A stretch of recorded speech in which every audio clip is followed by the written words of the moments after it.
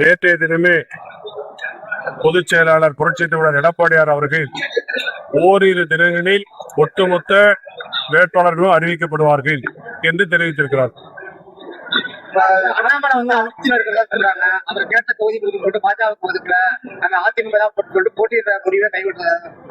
எங்க கட்சி ஒதுக்காதுங்க, கூட்டணிக்கு எங்களுக்கு சம்பந்தம்.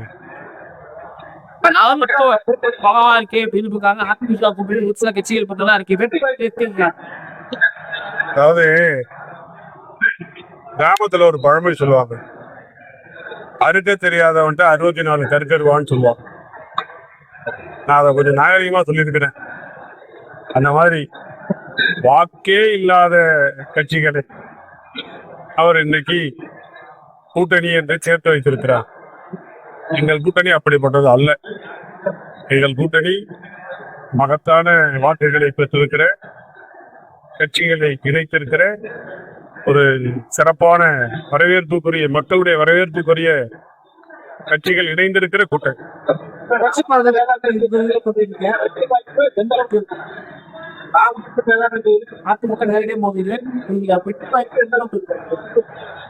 வேதாரண்யம், நாகப்பட்டினம் மட்டுமல்ல, தேசிய முற்போக்கு கூட்டணி போட்டியிடுகிற, தமிழகத்தில் போட்டியிடுகிற அனைத்து தொகுதியிலும் புரட்சி தமிழர் எடப்பாடியார் தலைமையிலான கூட்டணி மாபெரும் வெற்றி. எடப்பாடி பழனிசாமி பிரச்சாரத்தில்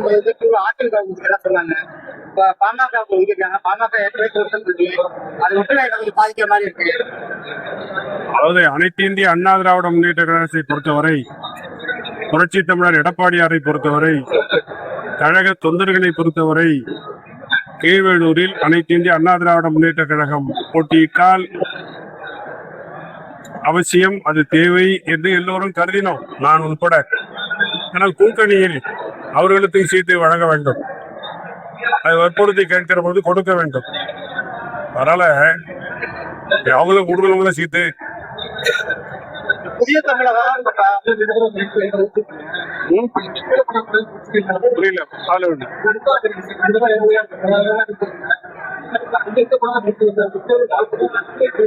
வேதாரண்யத்திலையா?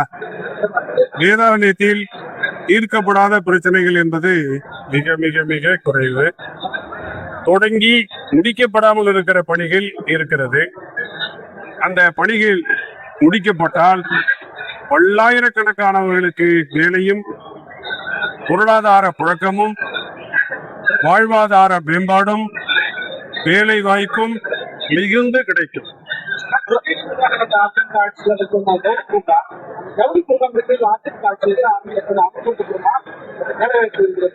வேதா ஆயத்தாடை பூங்காவை பொறுத்தவரை மாநில அரசு இடத்தை, அரசு நிலத்தை, 141 ஏக்கர் நிலத்தை ஜவுளித்துறைக்கு, கைத்தறித்துறைக்கு பெயர் மாற்றம் செய்து கொடுத்து விட்டது. திட்ட மதிப்பீடு தயார் செய்யப்பட்டு விட்டது. முதல் கட்ட பணிகளுக்காக 100 கோடி திட்ட மதிப்பீடு செய்யப்பட்டு அதில் மத்திய அரசிடம் அனுமதி கேட்கப்பட்டது. அந்த நேரத்தில் ஆட்சி மாற்றம் வந்துவிட்ட காரணத்தால் இந்த ஆட்சியாளர்கள், திமுக ஆட்சியாளர்கள் அதை வற்புறுத்தி வலியுறுத்தி பெற அவர்கள் முன்வரவில்லை. அதனால் இந்த பணி கிடப்பிலே கிடக்கிறது. இருப்பினும் கூட வேதாரண்யத்தில் இந்த ஆயத்தாடை பூங்கா கொண்டு வர வேண்டும் என்கிற அந்த கொள்கை வெற்றி பெற்றிருக்கிறது. எப்படி என்றால், 4 கம்பெனிகள், ஒவ்வொரு கம்பெனியும் 100 பேர், 125 பேர் என இப்போதைக்கு 425 பேர்கள் பெண்கள் பணி செய்து கொண்டிருக்கிறார்கள். ஒவ்வொருவரும் 10,000 ரூபாய்க்கு குறையாமல் சம்பளம் பெற்றுக் கொண்டிருக்கிறார்கள், ஊதியம் பெறுகிறார்கள். நாம் திட்டமிட்டபடி வேத ஆயத்தாடை பூங்கா அங்கே அமையுங்கிற பொழுது 24,000 பெண்களுக்கு வேலை வாய்ப்பு கிடைக்கும். ஏன் வேதாரண்யத்தை நாங்கள் முக்கியமாக கருதுகிறோம் என்று கேட்டால், டெல்டா மாவட்டத்தில் ஒன்றாக இருப்பதுதான் வேதாரண்யம் என்று சொன்னாலும் காவிரி பாயாத பகுதி வேதாரண்யம். முற்றிலும் மானாவாரி, மானம் பார்த்த பூமியாக இருக்கிற இடம் வேதாரண்யம். அதனால் அங்கு இருக்கிற சகோதரிகளுக்கு மகளிருக்கு வேலை வாய்ப்பை நாம் உருவாக்கி கொடுத்திட வேண்டும். நிரந்தர வேலை வாய்ப்பை உருவாக்கி கொடுக்க வேண்டும். அந்த நோக்கத்தோடு தொடங்கப்பட்டதுதான் வேத ஆயத்த அடை பூங்கா. எடப்பாடியாரின் அரசு அமைந்தவுடன் வேத ஆயத்த ஆடை பூங்கா உடனடியாக தொடங்கப்படும். ஒரு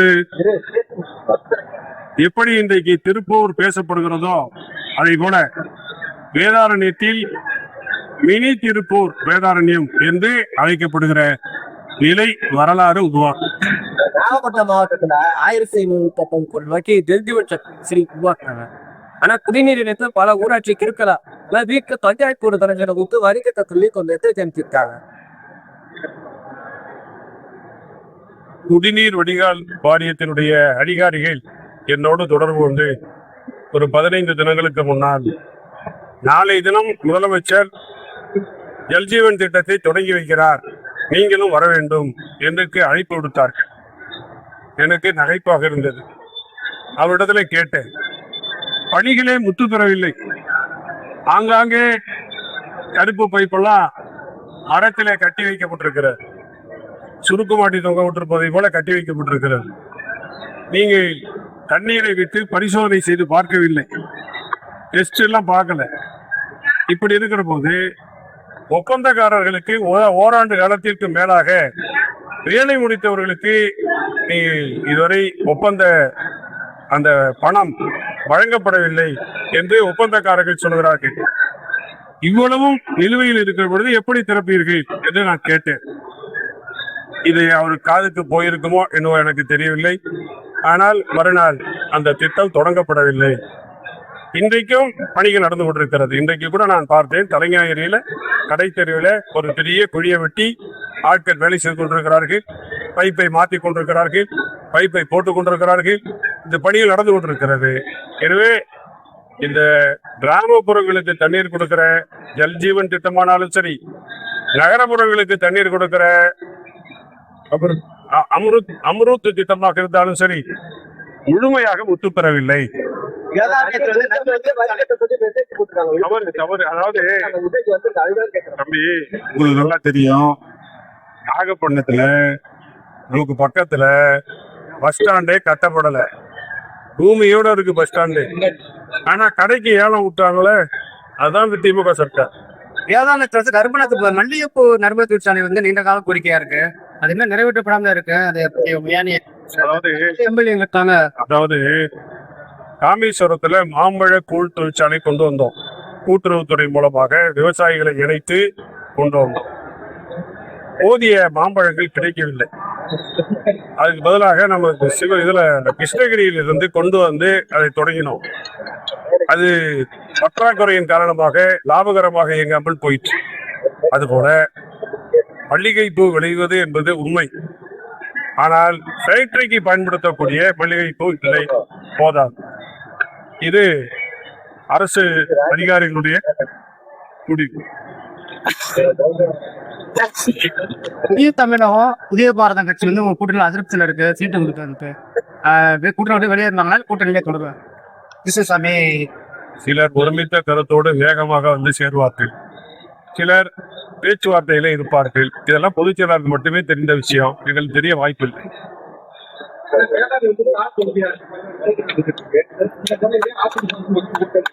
புரியல, ஏன் ஓட்டு பண்ணணும்னா அப்படியா கேட்டீங்க? அப்படியா? அனைத்து இந்திய அண்ணா திராவிட முன்னேற்ற கழகம் 3 முறையாக தொடர்ந்து வெற்றி பெற்று வருகிற தொகுதி வேதாரண்யம். அப்பகுதி வாழ் வாக்காளர் பெருமக்களின் பேரன்பையும் பேராதரவையும் பெற்றிருக்கிற கட்சி அனைத்து இந்திய அண்ணா திராவிட முன்னேற்ற கழகம். புரட்சி தலைவர் எம்ஜிஆர் அவர்கள் மீதும் புரட்சி தலைவி அம்மா அவர்கள் மீதும் இன்றைக்கு புரட்சி தமிழர் எடப்பாடியார் மீதும் நம்பிக்கை வைத்திருக்கிற மக்கள் வாழ்கிற பகுதி வேதாரண்யம் தொகுதி. அதோடு இன்றைக்கு எங்களுடைய கூட்டணியில் இணைந்திருக்கிற பாரதிய ஜனதா கட்சியினுடைய தலைவராக இருக்கிற பாரத பிரதமர் மோடி அவர்கள் மீது மக்கள் அபரிமிதமான நம்பிக்கை வைத்திருக்கிறார்கள். அதாவது 2 விஷயம். மண்ணை காக்க மத்திய அரசு வலுவாக்க வேண்டும், மக்களை காக்க மாநில அரசு வலுவாக இருக்கிறது. இதுதான் நாட்டுக்கு தேவை. அந்த தேவையில் மண்ணை காக்கிற மத்திய அரசு என்பது சரியான அரசு தான், சரியான பிரதமர் தான், உலகம் பாராட்டுகிற பிரதமர் தான், தலைவர் தான் என்று சொல்லுகிற இடத்திற்கு பிஜேபி இருக்கிறது. மக்களை காக்க மாநில அரசு என்று சொல்வது கடந்த 4.25 ஆண்டுகளில் எடப்பாடியார் மக்களுக்கு இருக்கக்கூடிய பிரச்சனைகள் எதுவாக இருந்தாலும் சரி, அது ஜல்லிக்கட்டுவாக இருந்தாலும் சரி, அது டெல்டா மாவட்டத்தில் ONGC புறப்பணம் போடுகிற பணியாக இருந்தாலும் சரி, எரிவாயு எடுக்கிற பிரச்சனையாக இருந்தாலும் சரி, இங்கே டெல்டா மாவட்டத்தினுடைய வெள்ளமாக இருந்தாலும் சரி, புயலாக இருந்தாலும் சரி, எதுவாக இருந்தாலும் மக்களை காக்கிற அரசு எடப்பாடியாருடைய அரசுதான். அந்த அரசு மீண்டும் வேண்டும் என்பதிலே மக்கள் அழுத்தமான நம்பிக்கையுடையவர்களாக இருக்கிறார்கள். இது வேதாரண்யம் மட்டுமல்ல, 234 தொகுதியுமே எடப்பாடியாரின் வசம்.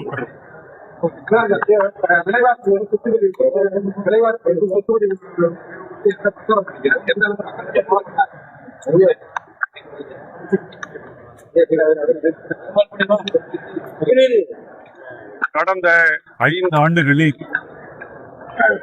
விலைவாசி ஏற்றம் என்பது விஷம் போல் ஏறி இருக்கிறது என்று சொல்வார்கள், விண்ணை தொடும் அளவுக்கு உயர்ந்திருக்கிறது என்று சொல்வார்கள். ஆனால் எந்த காரணமும் இல்லை. ஒரு நாட்டில் போர் நடந்தால் அவசரகால பிரகடனம் அறிமுகப்படுத்தினால் அங்கே விலைவாசி உயரும். கடும் புயல் அடித்தால், மோசமான வறட்சி ஏற்பட்டால், ஆளாத வெள்ளம் ஏற்பட்டால், இயற்கை பேரிடர் ஏற்பட்டால் விலைவாசி ஏறும். இதுதான் இயற்கை, நாம் பார்த்திருப்பது. ஆனால் ஆண்டுக்கு ஆண்டு விலைவாசி உயரும் தான், பைசா பைசாவாக உயரும். ஆனால் இந்த சதவீதம் உயர்ந்திருக்கிறது என்பது எந்த காரணத்தை கொண்டும் ஏற்றுக்கொள்ளக்கூடிய உயர்வு அல்ல. தாங்க முடியாத விலை உயர்வு, சகித்துக் கொள்ள முடியாத விலை உயர்வு. இந்த விலை உயர்வையும் இந்த ஸ்டாலின் அரசு மின் கட்டணம், சொத்து வரி, குடிநீர் வரி, கழிவுநீர் வரி, எண்ணற்ற வரிகளை போட்டு மக்களை துயரத்திற்கு ஆளாக்கிவிட்டது. அதனால்தான் எடப்பாடியார் இந்த ஏற்றத்தை, இந்த கஷ்டத்தை, இந்த சங்கடத்தை குறைக்க கருணை தொகையாக ஒவ்வொரு குடும்பத்திற்கும் ரூபாய் 10,000 வழங்கப்படும் என்று அறிவித்ததனுடைய நோக்கமே இதுதான். அது திமுக ஆட்சியை போல 5 ஆண்டுகளுக்கு பின்னாலே நிறைவேறாது, உடனடியாக நிறைவேற்றுவார் எடப்பாடி. பெட்ரோல் விலை ஏறிக்கு இப்போ இன்னைக்கு நாயகராந்திர ஒரு நாள் உங்களோட தூக்கணியை பாதிக்குமா? பெட்ரோல் விலை ஏறிச்சு. உலகத்தில் வாழ்ந்து கொண்டிருக்கிற அத்தனை ஜீவன் மனிதர்களாக இருக்கிற அவ்வளவு பேருக்கு நல்லா தெரியும், ஈரானில் போர் நடக்கிறது, அமெரிக்காவும் அதில் தலையிட்டு இருக்கிறது, இஸ்ரேல் எதிர்த்து நிற்கிறது, அரபு நாடுகளில் இன்றைக்கு குண்டு வெடித்துக் கொண்டிருக்கிறது. இது போன்ற நிலை இருக்கிற பொழுது மோடி அவர்கள் சாதுரியமாக உலக தலைவர்களோடு எங்கெல்லாம் எரிபொருள் கிடைக்குமோ அந்த நாட்டினுடைய தலைவர்களோடெல்லாம் பேசி அந்த இறக்குமதியாகிற கொண்டு வருகிற அந்த கப்பல்களை பாதுகாப்பாக சேதமில்லாமல், அங்கு எந்த விதமான நாட்டினுடைய அச்சுறுத்தலும் இல்லாமல் பாதுகாப்பாக கொண்டு வந்து சேர்க்கிற நடவடிக்கையை இதுவரை வெற்றிகரமாக நடத்தியிருக்கிறார் என்பது பாராட்டுதலுக்குரிய. அதிமுக தலைமையில கூட்டணி இருக்குது, ஆனா கூட்டணிக்கு காங்கிரஸ் ஒரு நேற்றைய தினம் உங்களுடைய கேள்விக்கு எடப்பாடியார் அவர்கள் அருமையான பதில் சொன்னார். எங்களுடைய கட்சியில், எங்களுடைய கூட்டணியில் இந்த சின்னத்தில் தான் இவர் நிற்க வேண்டும், அந்த சின்னத்தில் தான் அவர் நிற்க வேண்டும் என்ற நிர்பந்தம் கிடையாது. யாருக்கு எந்த சின்னம் பிடிக்கிறதோ அந்த சின்னத்தில் இருக்கலாம் எங்களுடைய கூட்டணியில் என்று எடப்பாடியார் அழகாக நிறுத்தி சொன்னார்.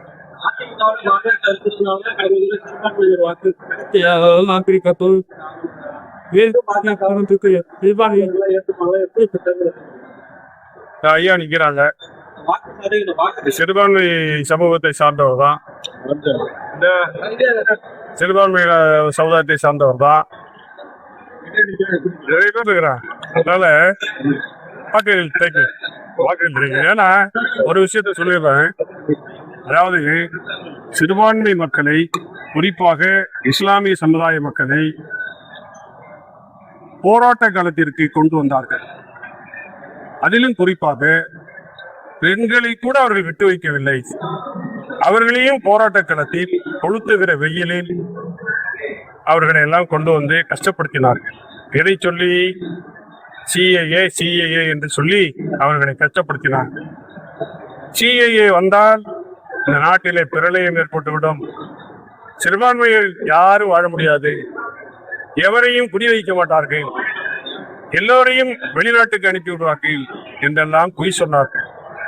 நாங்கள் இல்லை, அது தவறு, நாங்கள் பாதுகாப்பாக இருப்போம். சிறுபான்மை மக்களுக்கு பாதுகாப்பாக இருக்கிற கட்சி அனைத்து இந்திய அண்ணா திராவிட முன்னேற்ற கழகம். அது புரட்சி தலைவர் காலம் தொட்டு, புரட்சி தலைவர் அம்மா அவர்கள் காலம் தொட்டு, எடப்பாடியார் காலம் வரை தொடர்ந்து இதுதான் எங்களுடைய கொள்கையே, அதுதான் என்று நாங்கள் சொன்னோம். அன்றைக்கு சிலர் ஏற்க மறுத்தார்கள், சிலர் ஏற்றுக்கொண்டார்கள், பலவிதமாக இருந்தது. ஆனால் இன்றைக்கு சிஏயினால ஒரே ஒரு நபர் பாதிக்கப்பட்டார். இந்த ஊரில், இந்த தாலுகாவில், இந்த மாவட்டத்தில், இந்த மாநிலத்தில், இந்த நாட்டில் பாதிக்கப்பட்டார் என்று சொன்னால் நானே அரசியல் வாழ்க்கையை விட்டு விலக கூட தயார். தெரியுமா? இல்லை, அறவே இல்லை, 100% இல்லை. தவறான செய்தி, ஒரு தவறான இல்லாத பொல்லாத ஒரு நிகழ்வை அவர்கள் பூதாகரமாக்கி களத்திற்கு கொண்டு வந்து மோசமான ஒரு நெருக்கடியை ஏற்படுத்தினார்கள். இதுதான் உண்மை. இன்னைக்கு மக்கள் அவர்களே தெரிந்து கொண்டார்கள். புரிஞ்சுக்கிட்டீங்களா? கோவையில் ஒன்று